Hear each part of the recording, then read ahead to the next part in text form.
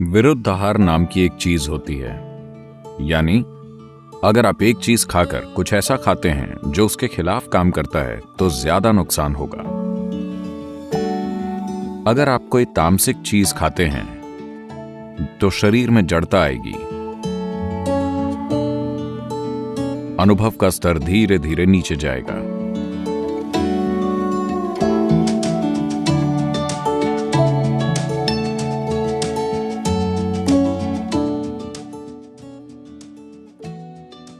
तो सद्गुरु, आपके हिसाब से मानसिक बीमारियों का मूल कारण क्या है? क्या आप एक कारण पूछ रहे हैं? आप कई बता सकते हैं। देखिए, हमारा खाने का तरीका मानसिक बीमारी का एक बड़ा कारण है। आज हम अनजाने में कई स्तरों पर रसायन और हार्मोन अपने अंदर ले रहे हैं। उससे इस पीढ़ी को कई मानसिक बीमारियां हो रही हैं। हम भोजन जिस तरह से खाते हैं, ये शायद ब्रिटेन में थोड़ा अटपटा लगे, पर प्लीज मेरी बात ध्यान से सुनें। हम जीवन को इस तरह देखते हैं। आज आप जैसे व्यक्ति हैं, आप ऐसे इसीलिए बने हैं क्योंकि आप पर आपके माता पिता का, आपके स्कूल का, शिक्षा का और जीवन की कई चीजों का असर है। तभी आप ऐसे व्यक्ति बने हैं, है ना? आपने कई चीजें पाई हैं, तो हमेशा आप कुछ पा रहे हैं।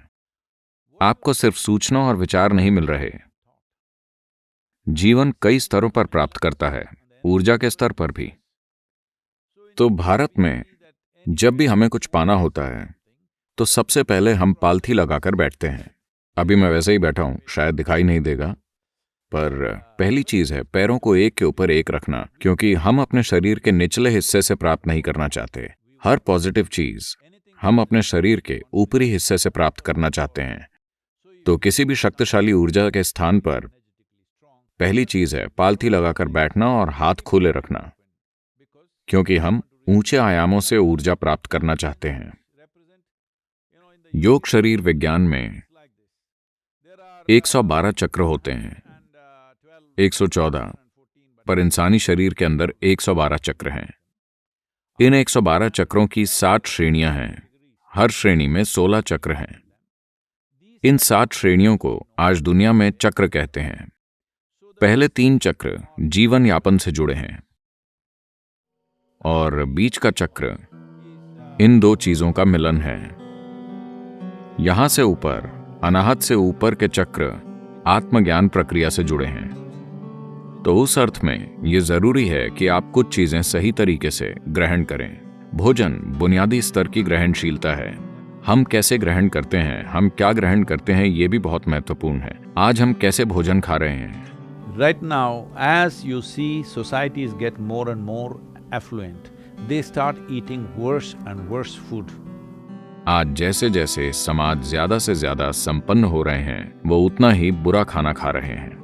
भारत में गांव के लोग जिसे छूते भी नहीं हैं, बड़े शहरों में लोग वैसा खाना खा रहे हैं। वैसा भोजन यानी आज पश्चिमी समाज जो चीजें खा रहे हैं वो कम से कम 30 से 60 दिन पुरानी होती हैं। योग में भोजन को सात्विक, राजसिक या तामसिक मानते हैं। तमस यानी जड़ता। अगर आप तामसिक भोजन खाएंगे तो आप में जड़ता आ जाएगी। जड़ता का मतलब बस आलसी होना नहीं है। जड़ता यानी कुछ चीजें धीमी हो जाएंगी, यानी सिस्टम में पुनर्निर्माण जल्दी नहीं होगा। आज आप जानते हैं कि दिमाग से अच्छा काम लेने के लिए सबसे जरूरी यह है कि दिमाग में नए सेल्स या कोशिकाएं जीवन भर जल्दी बनती रहें। If you are consuming foods which are tamasic or अगर आप तामसिक भोजन खाते हैं जो आपके शरीर या आपकी ऊर्जा में जड़ता पैदा करता है, तो आप धीरे धीरे चीजों का अच्छे से अनुभव नहीं कर पाएंगे। सभी ये समझते हैं, तभी वो कोका कोला के प्याले या कॉफी या शराब या कुछ और पीते हैं, क्योंकि वो जानते हैं कि इसे संतुलित करना जरूरी है। तो ये संतुलन लाने का बचकाना तरीका है, यानी पहले गलत चीजें खाकर फिर उसे सही चीजों से ठीक करना। दुनिया में सबसे ज्यादा एंटासिड दवाइयां, दुनिया के लगभग 60% एंटासिड अमेरिका में बेचे जाते हैं। जहां दुनिया के सबसे अमीर लोग हैं, यानी वहां कई विकल्प हैं, वो बेहतरीन खाना खा सकते हैं। पर नहीं, वो सबसे खराब खा रहे हैं, क्योंकि कमर्शियल बिजनेस आपका भोजन तय कर रहे हैं। आप सचेत होकर कुछ नहीं खा रहे हैं। मान लीजिए लोग ताजा खाना खाने लगे। योग संस्कृति में अगर आप कुछ पकाते हैं तो उसे ज्यादा से ज्यादा 1.5 घंटे में खा लिया जाता है। 90 मिनट से पहले उसे खा लेना चाहिए। उसके बाद भोजन को नहीं छुआ जाता, क्योंकि उसमें तमस आने लगता है, यानी जड़ता होगी। आप प्रयोग करना चाहें तो कर सकते हैं।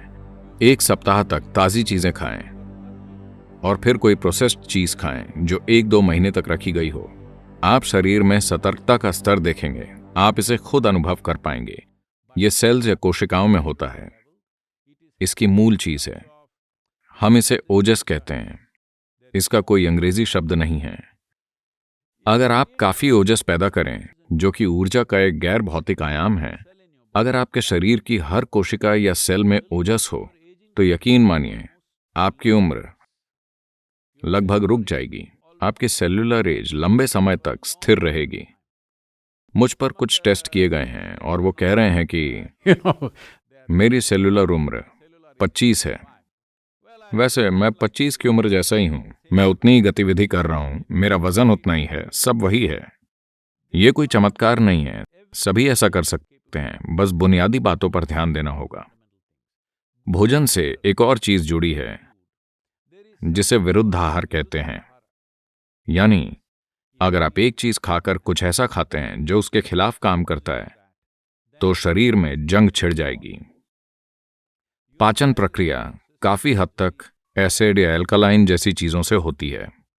मान लीजिए आप फैट वाला मांस खाते हैं, तो मांस अकेला उतना नुकसान नहीं पहुंचाएगा, पर उसे चावल और घी यानी बिरयानी के साथ खाने में ज्यादा नुकसान होगा, क्योंकि ये दोनों चीजें एक दूसरे के खिलाफ हैं। इसी वजह से कोई भी मांसाहारी चीज और दूध या दूध से जुड़ा भोजन एक साथ नहीं खाते, क्योंकि उन्हें मिलाने से वो एक दूसरे के खिलाफ हो जाएंगे और आपके अंदर एक जंग पैदा कर देंगे। योग विज्ञान के हिसाब से भोजन पेट की थैली में 2.5 घंटे से ज्यादा नहीं रहना चाहिए।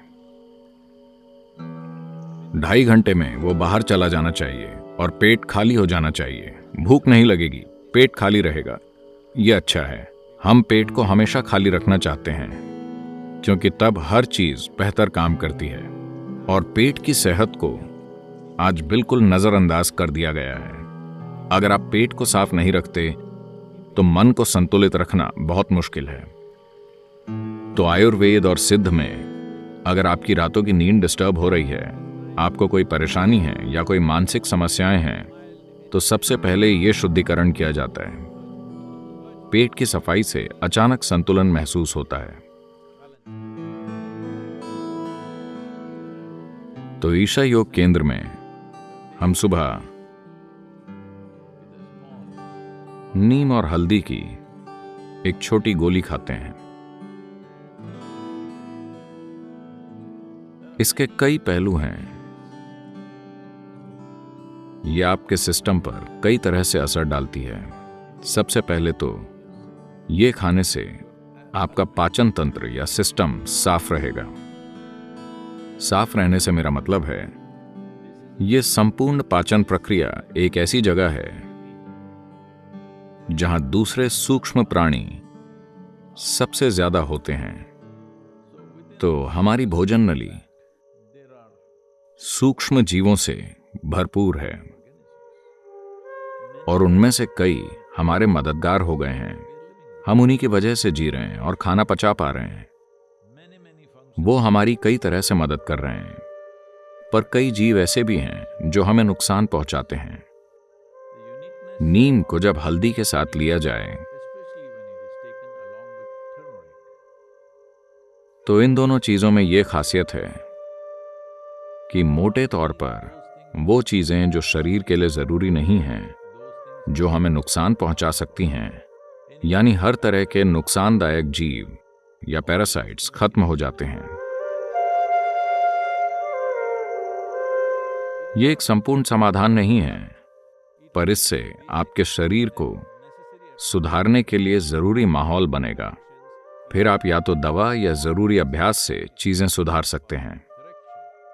हम इसे उस व्यक्ति पर कैसे लागू करें जो अभी बीमार है?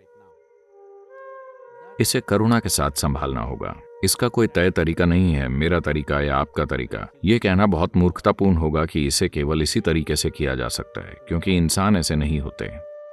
एक सोचा समझा कार्य जो सही ज्यादा होगा और गलत कम, आप सही ज्यादा करें और गलत कम, आप बस यही कर सकते हैं। मुझे नहीं लगता कि किसी को भी एक बिल्कुल सही तरीका पता है उन मानसिक स्थितियों के लिए जिनमें लोग हैं।